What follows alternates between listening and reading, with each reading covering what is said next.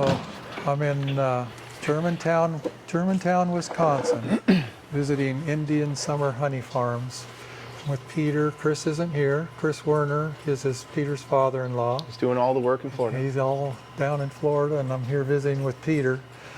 Kevin Monfelt, my friend from Nebraska, and I are here to be a part of the Wisconsin honey producers meeting tomorrow and Saturday. So we couldn't come this close and not come say hi. Appreciate coming. Well, yeah, I wanted to see your stuff. I've never been to the state of Wisconsin, believe it or not.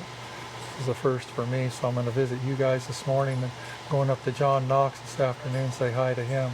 So this is a treat for me and Kevin. They're loading honey into Kevin's car right now. He couldn't come this far and not get a bunch of your good honey. We really like Wisconsin honey. I don't know, a combination of that basswood and clover and all the stuff. Hard to beat. It's really good honey. It's some of the best in my view.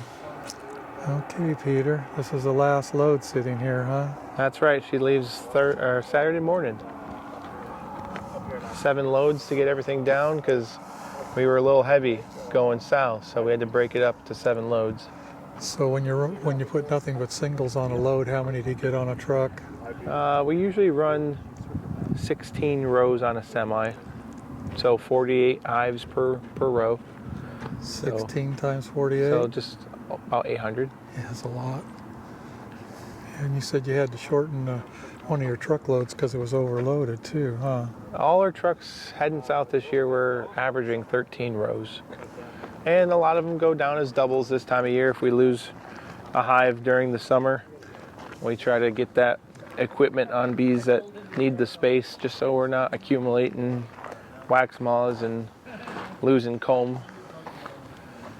Yeah. Feels a little cool for flying out here, but there they are. What's the red thing about? These are hives from Nate Peterson. He works for us. Okay. Midwest Honey Company. He runs about 160 hives. And that's just easier for Chris when he's unloading in the dark to distinguish, because we use red lights, and red lights make all the boxes look the same color. Mm-hmm. I use red lights too. I'm puzzled why more people don't. We love them. We got them on our skid steers, our loading pads. I picked up on that a long time ago. Well, you got white lights, you're going to get stung. Yeah, that activates them. So what's in all the semi-trailers? It used to be where we kept our honey supers for a couple years, and now the honey supers are over there. Now they're in a building. And can I have a look? Let's go see. Okay, I have to dial in the camera light here a little bit. Turning into cold storage. Yeah. We'll end up parking extra trucks in here. And oh, yeah. I forget how many rows back that goes, but you can get a shot down through the middle. Oh, goes back a ways. How many supers you got? Roughly 16,000. 16,000. And then we always mark the last box of the season. Yeah. That was our last box this year. All plastic excluders. I'm just going to ask the obvious question. You must prefer plastic over metal when it comes to excluders. Yeah, we've used plastic for the last 16 years, maybe more. Well, there's pros and cons to both metal and plastic. Yeah, right. We always had issues with how much wax they make and carefully removing that metal excluder and not bending. Well, these are looking pretty clean. What are you doing to get these clean? We scrape them with just paint scrapers, and then if there's too much wax after a couple of years of usage, we dip them in hot water to get that wax out. So these ones have been dipped. Some of these you can see have not been dipped, but we feel like that's a that's tolerable. Pretty easy in and out for those bees. Yeah. So we're looking for like 50% coverage before we take the time to melt out that extra wax. Okay. All right, nice building. You'll leave a lot of equipment in here for the winter till you come back? Yeah, it'll be Trucks it'll be trucks and whatever else we need to store away. What size building we got here? This is 50 by 100. 50 by 100, okay. If you're a beekeeper, I don't care what size beekeeper you are, you always need more space. Yeah, and you'll fill it.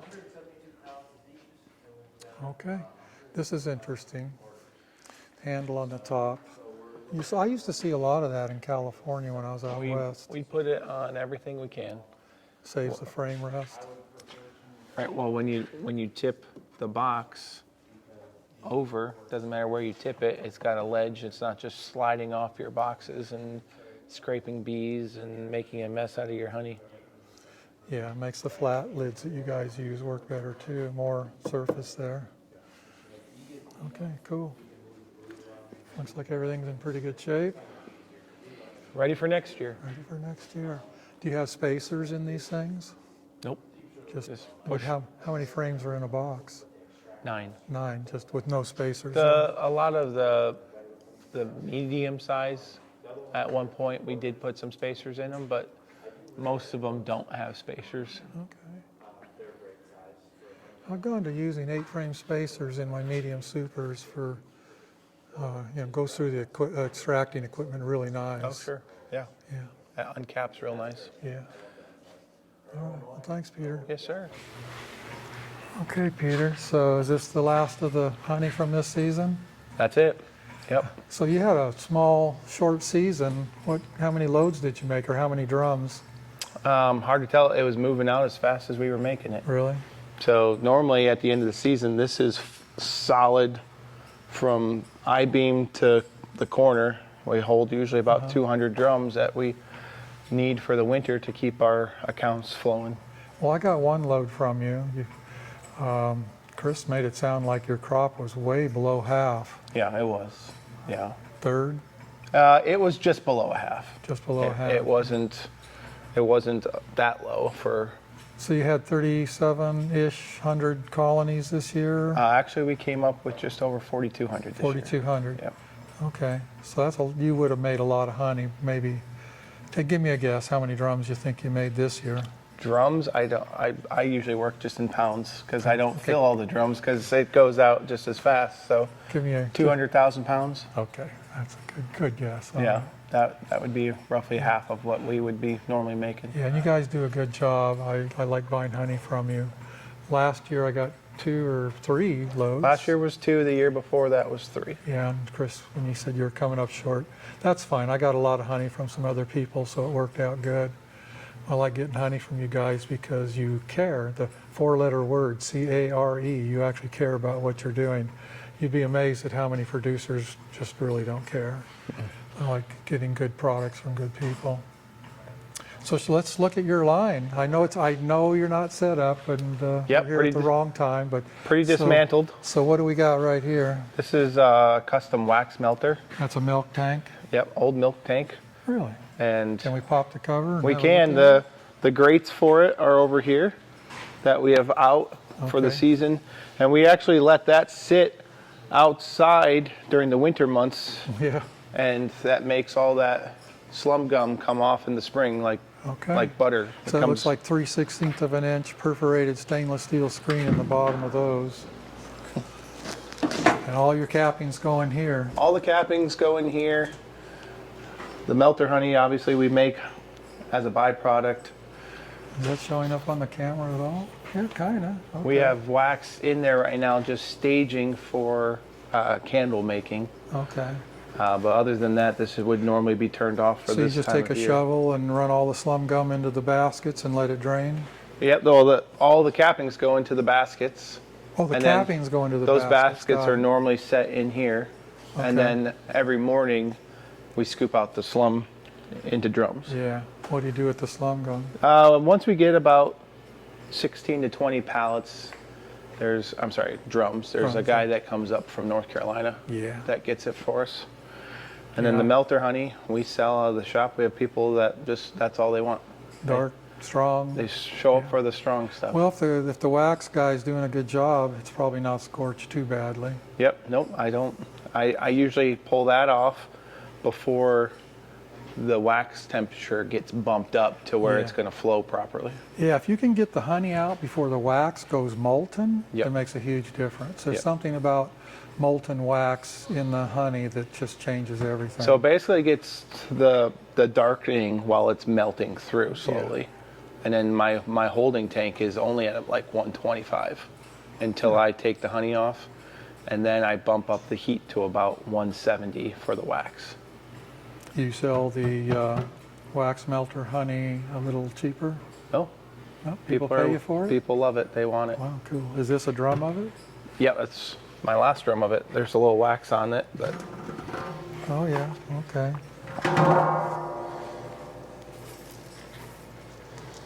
Is it okay if I just taste it? I don't care. Help yourself. Yeah, it looks about right.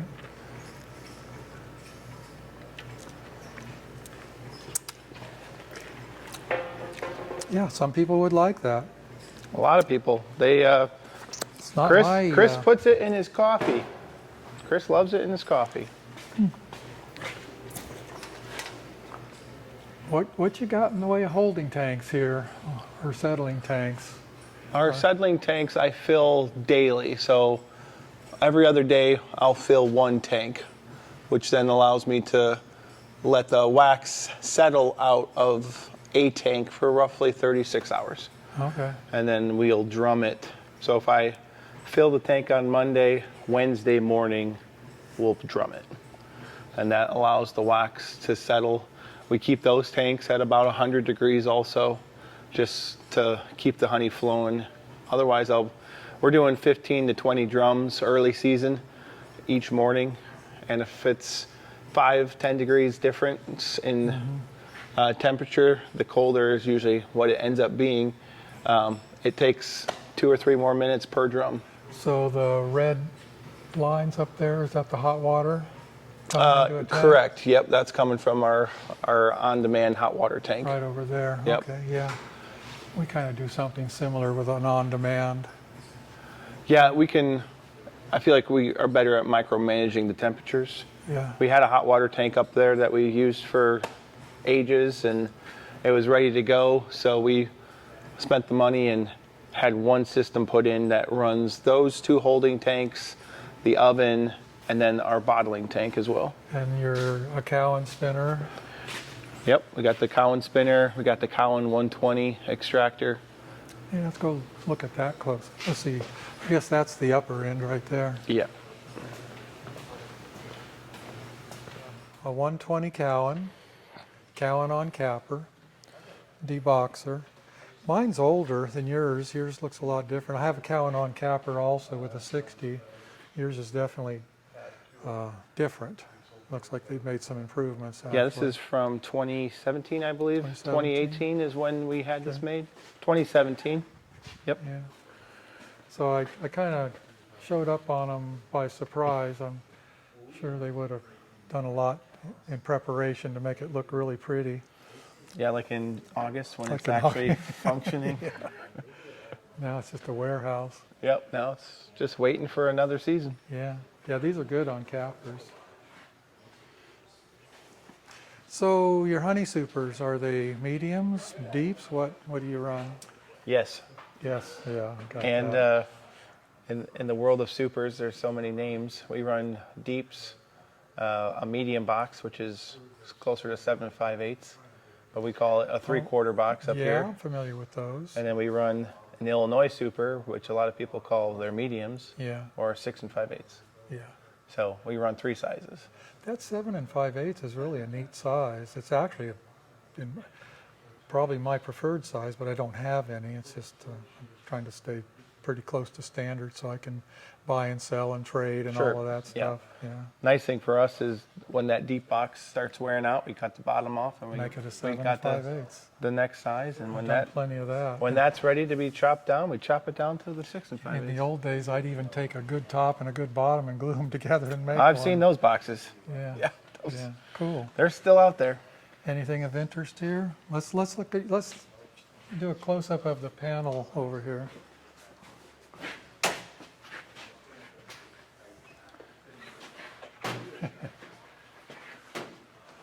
So this girl doing the filming, I just handed her the camera and said, keep it steady. So she's doing a good job. We don't run steam. The steam is an option, but we don't use the steam. I hate to hear it. And I have a couple people I buy from, and I'm always paying really close attention. They say it doesn't add any moisture. So let's back up. You're talking about adding steam inside the extractor Right. to make the honey Yep. spin easier. I hate to hear it when people do that. When we're extracting, a lot of the time, the building in here is 80. Sometimes it gets up to over 90 degrees. Yeah. So we don't even put it through a hot room. Well, you know, Arizona, New Mexico, California, steam would probably be the right thing to do. Yeah, a But little in drier. Georgia Yeah. and then Florida too, where you're at down there, I just hate to hear about people using steam. They say it doesn't add any moisture. I don't think that's entirely correct. In my mind, it would. Sure, how could it not? Yeah. How could it not? So minuscule though, so I don't deal with it, so I don't want to bash it. Okay. Well, it's drier in Wisconsin than it is in Georgia. Quite a bit drier, Except this actually. year. So is your air on? Can we lift the We can hood? turn the air on. Okay. I gotta turn this on and then another valve because some things leak around here. So come on, show us a close-up of all these words here.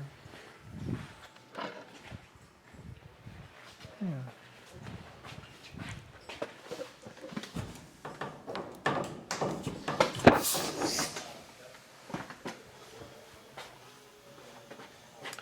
The hood is actually dismantled. We can't open the hood Oh, okay. because That's okay. Then. We don't need your air when then. we store it, that they suggest that you take all the rods out of the mechanism The piston. so it doesn't warp them with it being open Oh, and not being used. So that's all closed off for the season, so we don't damage that rod. Okay. This is interesting. You know, I got an old 60 frame, Sure. and it's got the air ram and all that, but because you're only putting 30 frames on here, I don't have any of this conveyor system. We just allow the air ram to push the fresh frames in, which pushes the older ones out. Yep. Which you, This does the same thing, but with it having 4 sections, each half section takes 2, and then when we're loading it, we can shift it Yeah. back and forth. it'd be too much weight if it was just pushing it all out. It would be very long too. Yeah. I don't need it to be in the next room to unload it. Yeah. So it's nice that they offer that option. Man, these machines are getting so expensive now.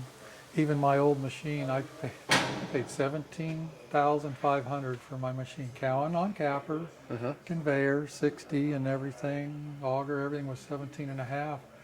I don't even know, that's probably $50,000 or $60,000 now. This new in 2017 was just over 90. Yeah, yeah. So it'd be another 10 at least now, probably. I'm sure. Yeah. Wow. Yep. Things aren't getting cheaper, are they? No, they're not. That's funny how that is. Except for maybe honey. The national honey price, oh Yeah. my goodness. So you guys are so lucky that you have this good reputation and you can sell honey to people like me and get a good price. Yeah. If you were selling it to the big packers, I think you'd be losing money. A lot of guys are. Yeah, a lot of guys are. Yeah. It's a problem. I don't know the answer to that. I got calls from a lot of people that I didn't know this last summer asking if I needed honey because they just couldn't quite bring themselves to sell it for $1.65 or $1.85. Yeah. That's below the cost of production. You can't do that. All right. Anything else of interest around here? Not in here. What? The pit? The pit? Oh, sump tank? She Yeah, we could show she that. she cleans it every day, so she wants She wants to show the her sump nice tank. clean Okay. pit to be observed here. We run again more heat just to keep things flowing. We don't need it crystallizing. That's a pretty big sump tank. It holds about 3 drums, Okay. The extractor comes in one end and and then it pumps up the the other. auger comes in the other end, I guess? There's no auger. It's just straight pump.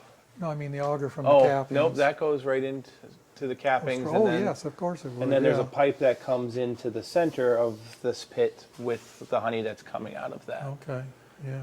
And then this has to get cleaned out every morning with the wax that has Yeah. come up to the top for We us. have a cook and beetles, which kind of takes care of that, sort of. So we would have less wax coming out of our extractor basket than you would. But This extractor spins the frame so fast that there's even so much extra wax that ends up in the tanks above. We used to, with the old extractor, just clean those tanks off once a year. Last year when we had a good honey crop, I was cleaning one tank every other week. yeah, maybe you guys need a cook and beetles. I've never used one of these, so I really shouldn't say much. There's nothing, that does a great job for drying the wax, for the but the extra cappings, wax yeah. that comes out of this unit, it goes just straight up to those holding tanks because we're extracting so much so quickly. I had 3,000 colonies for a little short time, and I was tempted to go bigger like this, but now, my little 60 does me just fine. When we're doing deeps at the beginning of the season and everything's full, this unit's doing about 200 gallons per hour. That's a lot. That's a lot. All right, cool. So, how long before you head? See, today's November, what's the date today? 6. 6, so when are you going to head back to Florida? We leave here, my family and I, next Saturday, the Okay. 15th. And But we won't be to Florida until December 2nd. So the last load of bees is leaving when? Tomorrow? Saturday. Saturday? Yep. And you had 7 loads? 7 loads, yes. And you Sir. had a lot of singles, so those are big loads of bees. Probably lot of 50% went down as doubles this year. Oh, really? That's kind of different for you, isn't it? So as hives perish through the summer, instead of waiting to Florida, if it's a strong hive in the fall, we'll just give it an empty box. Yeah. So, because we got to get the equipment down there anyways. Okay. And if the bees need the space, we give them our available empty equipment to occupy. All right, so I'll be ordering queens as usual.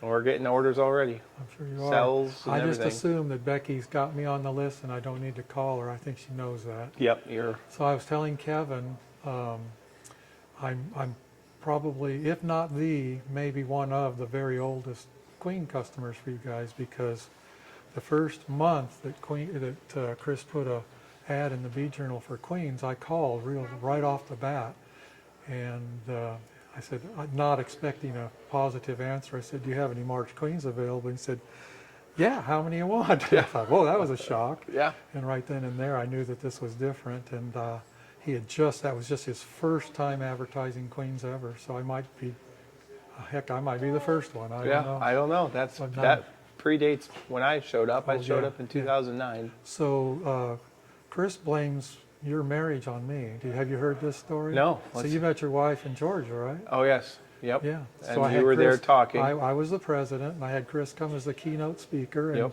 and then you asked if you could go down and Yep, work. I sat in on a talk Chris did of Yeah. queen rearing. I remember you. And You I were a went young down man. What were you, for- 18 years old or something? No, I wasn't that young. No? That was in 2009, so I would have been 24. Yeah. And you went down there and met his daughter, and the rest is history. Here we are, 5 kids later. Congratulations. It's a good hookup. Yeah, cool. Is she So, here? Is she here? She's homeschooling right now, the Okay, kids. good. Yeah, and running a honey shop at the same Maybe time. I'll see her before I leave. Yep. I wouldn't blame you. I would thank you. He was just having fun with me. He invited me to the wedding, but I just couldn't make it. Yeah. Yeah. I wish I could have been there. That would have been nice. That was a good wedding. Yeah. Okay, so what else? So okay, let's get on queens for a minute here. You've been grafting from some Corey Stevens stock. Here and there, yeah, we started last year doing So are you some trying to Corey introduce Stevens. some hygienic behavior into your outfit, or A what? little bit here and there. We marked his hives this year, and we're curious to see. We'd like to put his stock in with his drones now that we have established hives after the Yeah. summer, and do some second generation mating and see how that goes. They run a little hot, I noticed but that, a lot of the yeah. times when bees have the hygienics or good honey production capability, their Seems to be that their way, attitude yeah. comes with it. Yeah, I noticed that. I'm trying to find that happy medium. I like to work without gloves. Yeah, so do we. So that's why we're hoping mating with our stock, Yeah. we're just going to calm them down. I just went through a yard-a-year stock a couple days ago, and they're some of my better colonies right now, to be quite honest.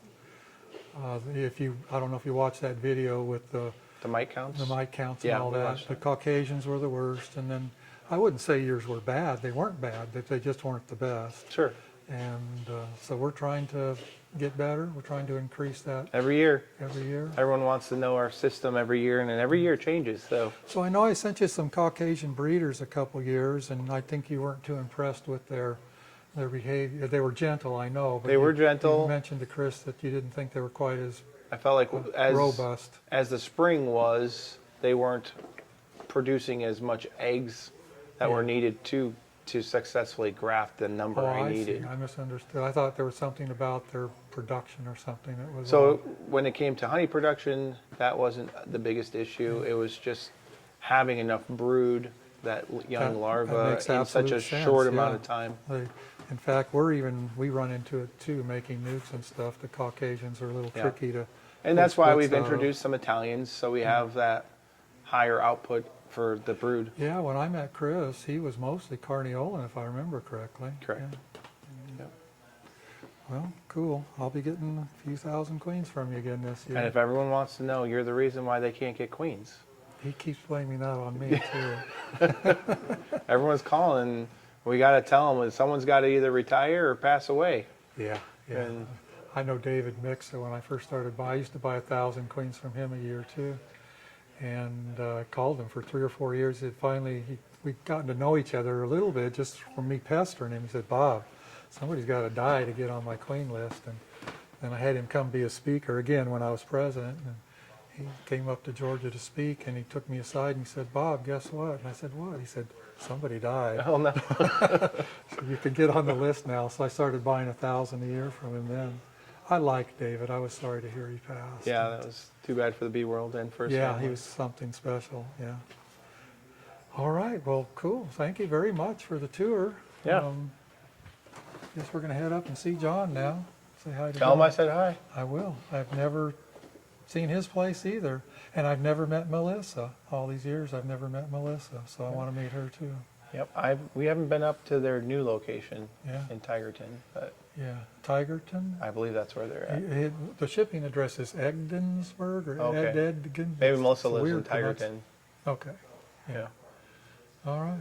All right, man. Thanks a lot. Thanks, Bob. It's good to see you. Probably won't. It's been a couple of years since I've seen you. It'll probably be a couple more unless I come back to Wisconsin or Florida. I drove by your place last year. I You honked. did. Yep.